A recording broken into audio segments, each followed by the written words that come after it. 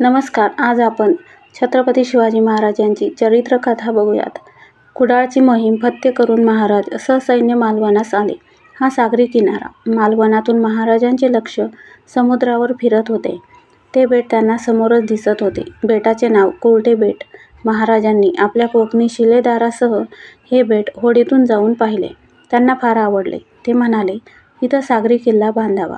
खरं म्हणजे सुरतेहून आणलेली संपत्ती सागरी सरहद्द बळकट करण्यासाठी महाराज कुठेतरी पण योजनापूर्वक खर्च करण्याचा विचार करीत होतेच. या कुर्टे बेटावर जर पाणकोट बांधला तर दक्षिणेकडील गोवेकर फिरंग्याच्या आणि इतर शत्रूंच्या तोंडावर आपलाही एक जबरदस्त जंजिरा उभा राहील, हा विचार त्यामागे होता आणि महाराजांनी तो बोलूनही दाखवला. येथे जलदुर्ग बांधावा ऐसा मानस आहे.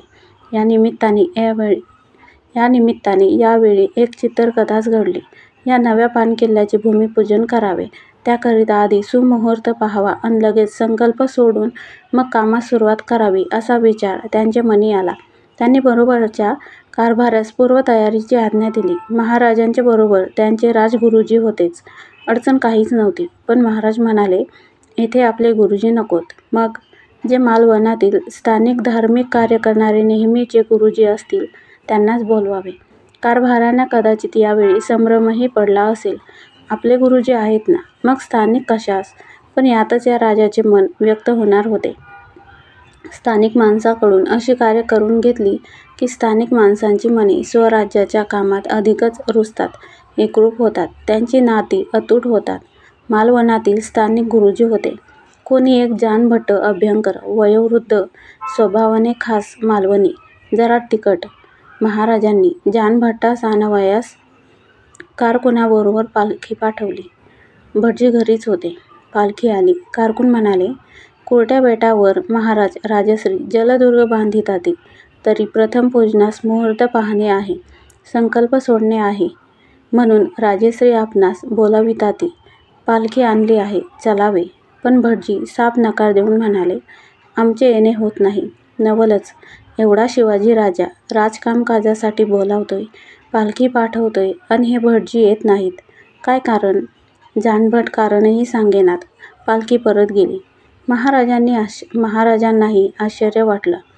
त्यांनी पालखीसह पुन्हा कारकुनांना जानभटजीकडे निमंत्रण पाठविले. पुन्हा तेच. गुरुजींनी नकार दिला. पालखी परतली. महाराजांनी कारकुनांना पुन्हा पाठविलं आणि म्हटलं की भटजीस घेऊन येणे, न आलियास उचलून घेऊन येणे. आणि तसंच करावं लागलं. कारकुनांनी नम्र जबरदस्ती करून गुरुजींना पालखीतून महाराजांकडे आणलं. महाराजांनी त्यांचे न येण्याचे कारण पुसलं. तेव्हा तो गरीब ब्राह्मण म्हणाला, महाराज, येथे धर्मराज्य आले, आनंदच आहे. पण येथे तुम्ही जलदुर्ग बांधू पाहता. आम्हास संकल्प मुहूर्त सांगावयास बोलाविता. पण आम्हास भय वाटते. कारण की पलीकडे वेंगुर्ला भागात आदिलशाही ठाणी अजून आहेत. त्या पलीकडे गोवेकर फिरंगी आहेत. ते उद्या येथे चालून आल्यास प्रथम आम्हासच धरतील, म्हणून भय वाटते.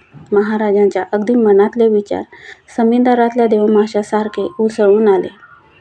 स्थानिक सरहद्दीवरील अवघ्या प्रजेस असा पूर्ण विश्वास वाटला पाहिजे की आमच्या राजाची ही सरहद्द आमच्या राजाने अगदी पक्की बंदोबस्तात जागती ठेवली आहे. तो आपली पुरेपूर खबरदारी घेणारच आहे. हा विश्वास अवघ्यांच्या मनात ठाम होणे गरजेचे आहे. म्हणूनच तर महाराजांनी या धार्मिक कार्यासाठी स्थानिक वेदमूर्तींना बोलविले. महाराजांनी आपला विचारही बोलून दाखविला की चिंता करू नका.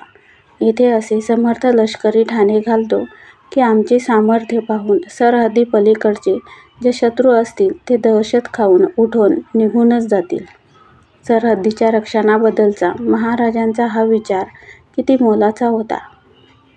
आमच्याच देशात आमचेच नागरिक निर्वासित व्हावेत हे बरे नव्हे.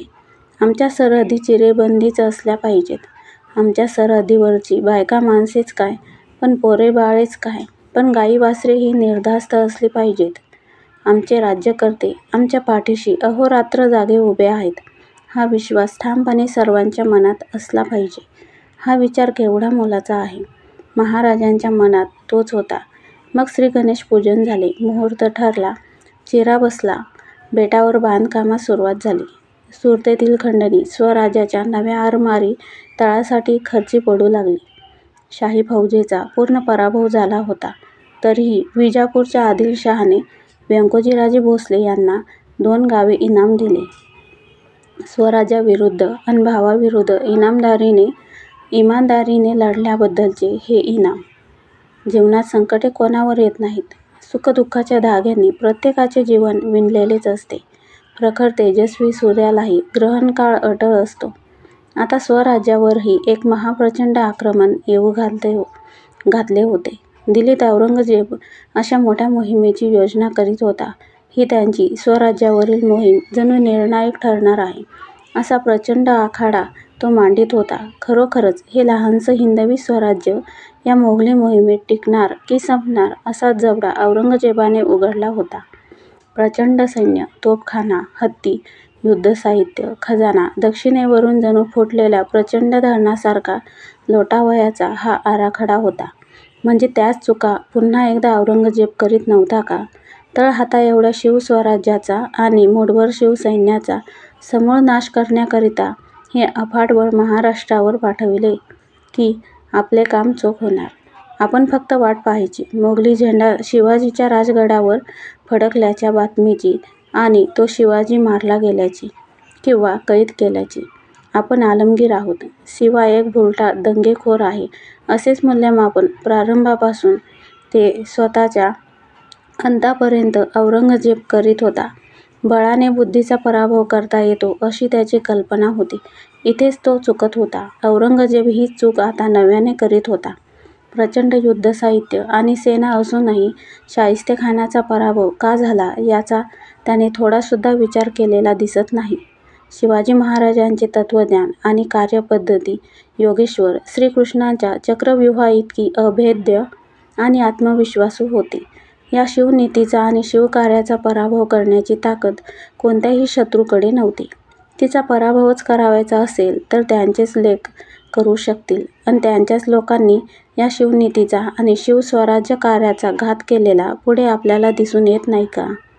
आज इतिहासात उभा दिसतो आहे तो असाच औरंगजेब, शिवाजी राजा न समजलेला महान शत्रू. पुन्हा एकदा प्रचंड सैन्य दक्षिणेवर निघाले. औरंगजेबाने एक गोष्ट मात्र मोलाची केली. त्याने विवेकी, अनुभवी आणि बुद्धिमान असा सेनापती नेमला. त्याचे नाव मिर्झा राजा जयसिंग. हा एकमेव सेनापती असा आहे की ज्याने शिवाजी महाराजांच्या युद्धपद्धतीचा, शिवअनुयायांचा आणि शिवमुलखाचा बराच विचार केलेला आहे. पण त्यातही औरंगजेबाने आपल्या संशयी स्वभावाप्रमाणे दिलेरखान पठाण या जबरदस्त सरदारास जवळजवळ बरोबरीचे अधिकार देऊन मिर्झा राजांबरोबर पाठविले. दिलेरखान हा जबर योद्धा आहे. औरंगजेबाने शिवाजीराजांविरुद्ध मिर्झा राजा आणि दिलेर यांना पाठविले. म्हणजेच 3 पायाची शर्यत खेळायला एकमेकांचे एक एक पाय एकत्र बांधून धावायला पाठविले. स्वराज्यावरील हाच तो ग्रहणकाळ. हे ग्रहण क्षणिक की खग्रास हे काळ ठरवणार होता नव्हे, स्वराज्यच ते ठरविणार होते. म्हणजेच स्वराज्यातील जनता आणि रणांगणावरचे मराठी सैनिक. पण सुमारे 1.5 ते 2.25 लाख फौज या मोगली मोहिमेत आहे. इतर मोहिमांपेक्षा या मोहिमेत एकच गोष्ट दिसून येते की मिर्झा आणि दिलेर यांच्याबरोबर जनान खान नाही. मिर्झा राजे आणि दिलेर इसवी सन 1664 ऑक्टोबर 29 नंतर मोहीमशीर झाले. या प्रचंड आक्रमणाच्या वार्ता महाराजांना समजत होत्या. त्यांना पुरेपूर कल्पना होती. ते सावध होते. याच काळात त्यांनी एक साधे गणित मांडलेले दिसते की ही मोगली लाट दिवाळीच्या दिवसात दिल्लीहून निघते. ती आपल्या सरहद्दीवर येऊन पोहोचायला म्हणजेच पुण्यावर पोहोचायला अजून 5 महिने लागणार आहेत हे निश्चित. तेवढ्या वेळेत इतर काही कामे उरकता येतील म्हणून महाराजांनी कर्नाटक सागरी किनाऱ्यावरील कारवार, मर्जा, अंकोळा, भटकळ, सदाशिवगड आणि बसनूर इत्यादी महत्त्वाची आदिलशाही ठाणी गिळून टाकण्याची योजना केली. आपल्या उत्तर आणि पूर्व स्वराज्य सरहद्दीची चिंता त्यांना नव्हतीच. पुरंदर, लोहगड, माऊलीगड, कसाराघाट इत्यादी ठाणी सुसज्जच होती. कोकणी सवंगड्यांच्या पूर्ण भरवशावर ते कोकणात निर्धास्त होते. महाराजांनी याच वेळी येत असलेल्या सूर्यग्रहणाचे दिवशी एक दान सोहळा करावयाचे योजिले. दिनांक 6 जानेवारी 1665 पौष वद्य अमावास्या या दिवशी सूर्यग्रहण होते. महाबळेश्वर येथे त्यांनी आपल्या आईची म्हणजेच जिजाऊसाहेबांची सोन्याने तुळा केली. हे सर्व धन दानधर्मात खर्च करावयाचे असते ते केले. महाराज दिनांक 8 फेब्रुवारीस मालवणास आले. पूर्वयोजनेने आरमार बंदरात सिद्ध होते. महाराज गलबतावर चढले. कारवारवरील ही त्यांची मोहीम आरमारातून होणार होती. त्यांच्या आयुष्यातील ही एकमेव आरमारी स्वारी. महाराज कारवारवर निघाले. मिर्झा राजा बुऱ्हाणपुरावरून औरंगाबादकडे सरकत होता. महाराजांनी सूर्यग्रहणाच्या वेळी स्नाने, दाने, पूजाअर्चा केल्या होत्या. मिर्झा राजेही व्रतवैकल्य करीत स्वराज्यावर येत होते. बगलामुखी काल रात्री या भवानी देवीची त्यांनी होमहवनपूर्वक आराधना केली. पुढे शिवशंकराची कोटीलिंगार्चने अंतःकरणपूर्वक केले. औरंगजेबाला यश मिळावे आणि शिवाजीराजांचा पूर्ण विनाश व्हावा ही मिर्झा राजांची श्रीचरणी प्रार्थना होती. एकाचे मन असे, दुसऱ्याचे मन तसे, तिसरे मन औरंगजेबाचे. त्याला शिवाजीराजेही नको होते अन मिर्झा राजेही नको होते. या 3 मनांचा कधीही अभ्यास केला नाही. शिवाजीराजांनी